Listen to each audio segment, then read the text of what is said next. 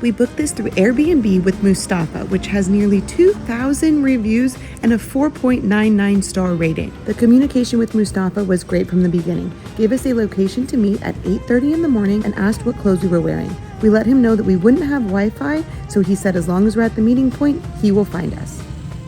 We've come to the meeting point. There's a bunch of buses. We don't have Wi-Fi, so we're just gonna keep knocking on the windows till one of us takes us to a camel. So the buses kind of come up, there's a bunch of people just kind of waiting and not everyone has Wi-Fi. So when they get out of their vans, they'll just call out your name or what the excursion that you're taking is, and then you can determine which one to get on. We're looking for Mustapha. That should be an easy guy to find.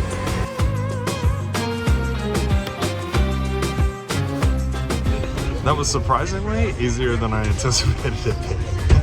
A few things to note. Make sure that you're wearing tennis shoes or sneakers and comfortable pants. You are going to be riding a camel after all. Also, make sure you bring a water bottle. There's plenty of Moroccan tea on the tour, but not much water. Most riads in Marrakesh offer breakfast. Just let them know that you need an earlier breakfast so you can eat before you start the tour. We stopped at 5 different stops and picked up 11 people total, and now we are headed 30 minutes towards the mountains to ride a camel. Mustapha's experience only cost $27 US, and he does groups of about 10 people. Everything is so well communicated. It lets you know exactly how long you're going to be on the bus, what the next stop is, how long until the bathroom break, everything you need to know. Mustapha is also one of the most knowledgeable people that we have ever met. He answered everyone's questions, what it's like to live in Morocco, how the camels are treated, an amazing start right from the first 5 minutes we got on this van. We have arrived at our first destination. I am so scared. There's camels barking in the background. I'm so nervous. Lindsay's the only person in the world I know who's rode a camel. Just hold on and smile. This excursion is also like not the go into the desert and ride a camel excursion. It's like in the middle of town. You get on a camel, you ride in a circle like a pony ride. But we only have one day here, so that's all we could do. I'm excited anyways. There was already another group riding the camels when we arrived, so we gathered for our first treat of the day, Moroccan whiskey. Muslims aren't allowed to drink alcohol, so this is the cheeky name they have given to their sweet mint tea. You will find this everywhere in Marrakesh. We talked a bit and learned about the indigenous Berber people and the mountain towns they live in, which we'll be visiting later for lunch at Mustapha's family home. Us being travelers who like to stick to ourselves, this tour was actually perfect. You could get to know everyone and talk a lot, or you could sit quietly and listen. There was really no pressure to engage in conversation, but there was plenty to talk about if you wanted to. Our group had people from Sweden, Germany, Japan, China, and the UK. We were the only Americans. As we enjoy our mint tea, we're learning a little bit about the camel. To each other, like the hump can store up to 80 pounds of fat, which a camel can break down into water and energy like We just sat and had tea while we waited for the camels to get back, and Mustapha told us like all of this history about the Berber people who live in the mountains of Morocco and the Atlas Mountains, which we're gonna go hike. He was like so knowledgeable and so caring, and like he answered everyone's questions. It was so good. Yeah, so rad. So the moment has come to go ride the camels. But first we need the proper attire. They gave us these cool outfits to wear. Oh, you looking good, girl.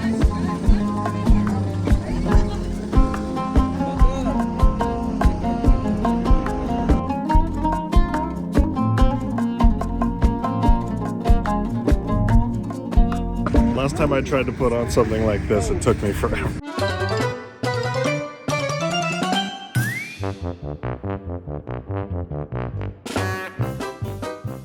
So I'm gonna try and be quicker this time.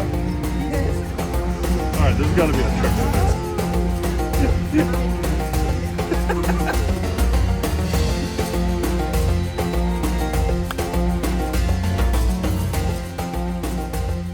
We are dressed. we are ready to go.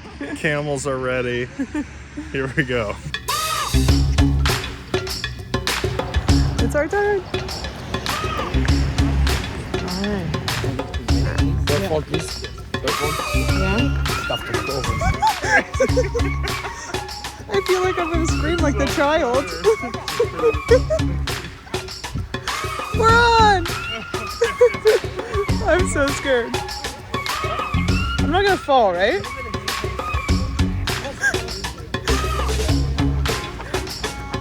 Am I the only one that feels like they're falling forward?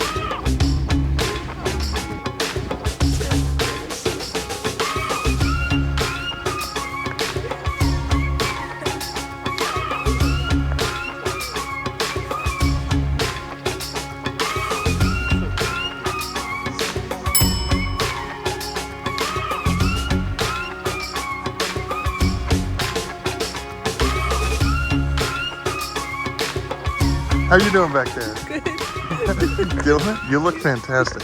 Alyssa's a little crooked. I'm nervous she's gonna fall off. Her dude seems to have her pretty good though. My guy's chill. This guy's chill. It's so much higher than I was expecting. I can't believe how high it is. I assume these guys could go a lot faster too. My dude keeps like barking. My camel's name is Michael Jackson. He's the only male in the whole bunch, and he has pooped 4 times.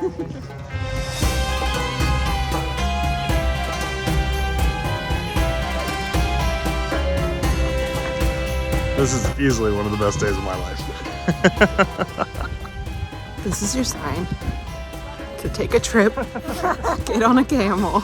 The camel ride was about a mile-long loop and lasted over half an hour. We walked through the olive orchard and had dogs, cats, and even other camels join the walk. Mustapha and the camel handlers captured multiple photos and almost 5 minutes of video for every single person on the tour. They used our phones and cameras and made sure to get multiple angles.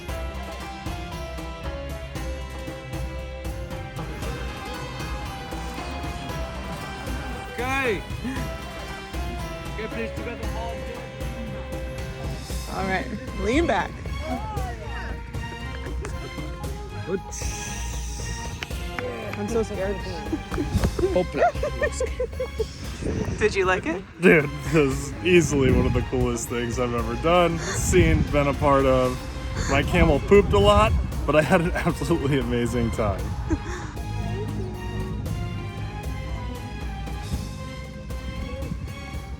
Did you like it? Oh yeah. Oh yeah. Yeah.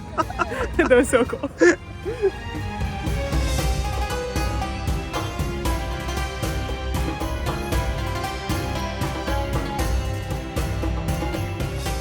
This is a 10 out of 10. I don't know if they're all like this, but this is so cool, and we're only like 2 hours in.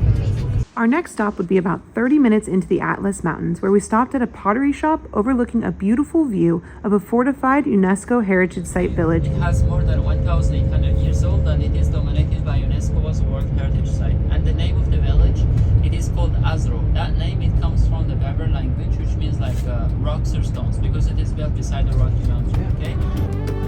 This is where our guide talked a bit more about the history of the Atlas Mountains and the Berber people. Because they live as a big families together, as I mentioned to you earlier. In this, if you get retired in this mountain area, the government doesn't pay you anything. So you must live with your family helps you to survive, you know?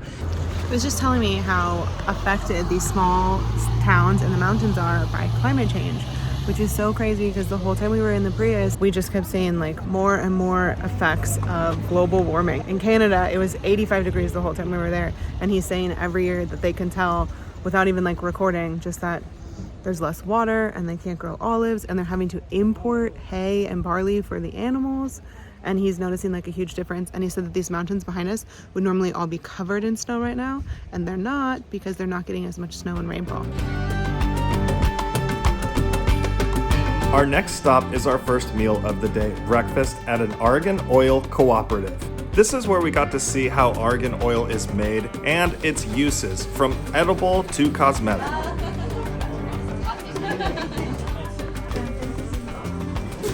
The green one, this is olive oil. This one, this is honey. This one is neem amilo, this is neem Berber. And this Moroccan Nutella, Berber Nutella. This bread is so good. The bread is super fluffy, almost like a really good pita bread. The peanut butter was probably my favorite. It's similar to like an almond butter. There's also olive oil that's pretty light compared to like some of the Italian olive oils. The Aragon oil, which is very natural. It's almost like a sunflower oil. And then the honey, which is super sweet. You can tell that they make it locally. And it is just a perfect accompaniment and a great way to start your day. Say thank you, then Morocco is one of the largest producers of argan oil in the world, and most of it is made by hand, which is really cool.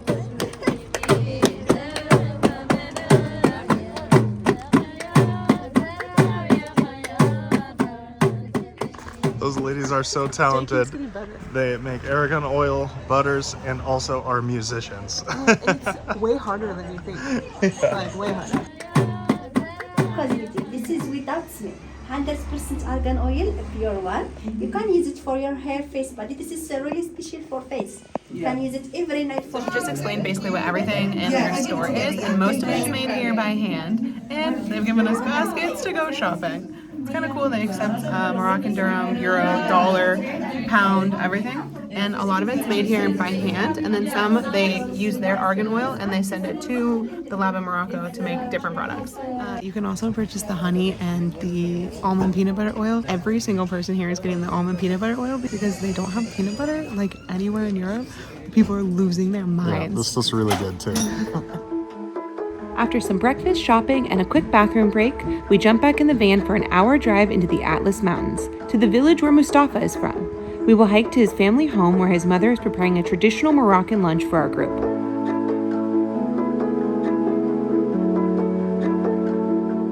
Walking from here like 30 minutes, we go for lunch first, and then after lunch we do about 1 hour walking around the villages, and we also go to the waterfall immediately. Yeah. On foot from here. So the van has dropped us off in this village. We're walking 30 minutes, then we're gonna have lunch, then we're gonna walk an hour to see a baby waterfall. So cool. And it's so cool, like temperature-wise up here. We've gone pretty high up into the mountains, and there's like little villages all along the mountains. It's beautiful up here.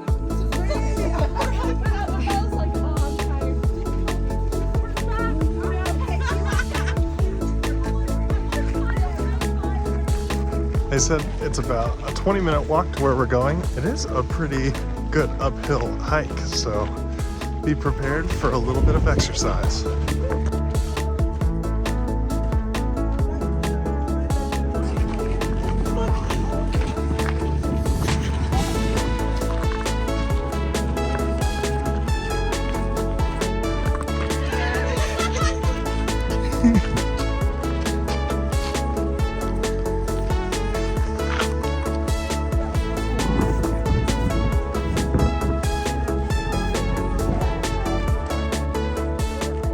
So it is called Tukal, and as I mentioned to you, it's 4,167 meters high. And usually the people who climb it up, they take like 2 days from here. It takes you 2 days to be in the top of the mountain. You sleep at the base camp. Later morning, you hike up to the top to see the sunrise, and then get back directly from there. Like what kind of agriculture do they have here? It's mainly growing fruits, like we have apples, walnuts, cherries, and plums. And also some people, they have livestock.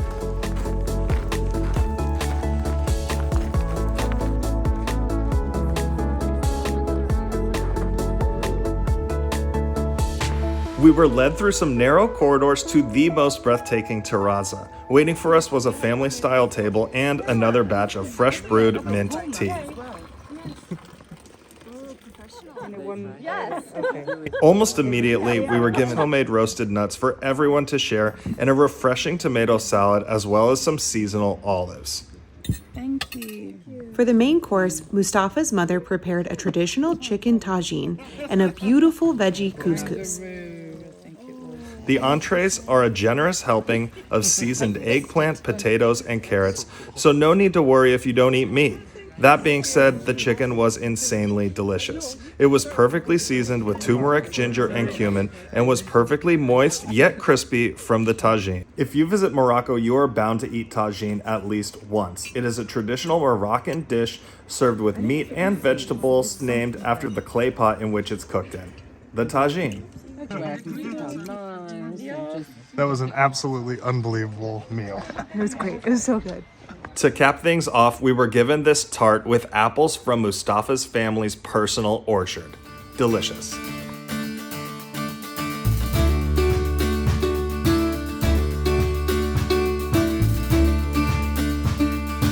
So we've finished up eating and we're hiking down the mountain to a nice little waterfall area.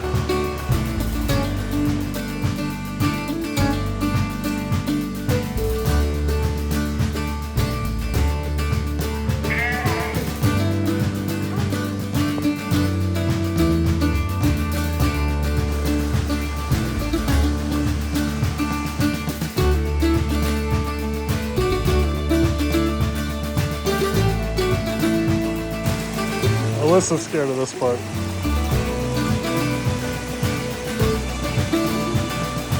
The bridge is like, slats are broken all over the place.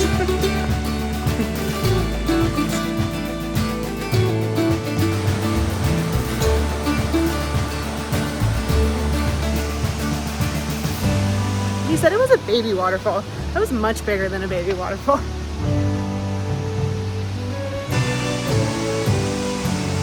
They're like making mint tea and cooking tagines down here. I think you can eat. There's like seats for like a little cafe. Crazy. It's like 4:15 right now, and I am so sad that the day is almost over. This was so fun.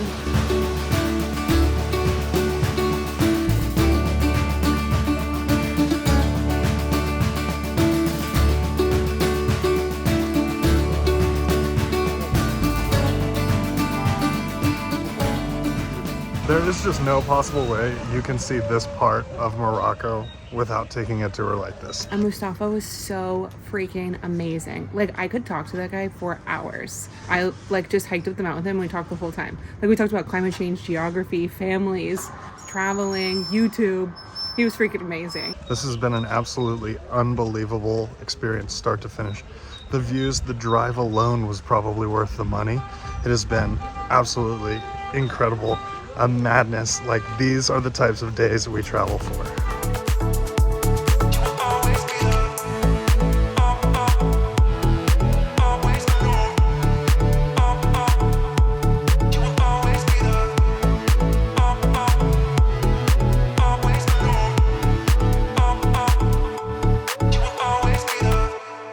Hey guys, this is Mustapha. He's the man. If you'd like to come to Marrakesh and take his tour, we'll leave all the information in the description below.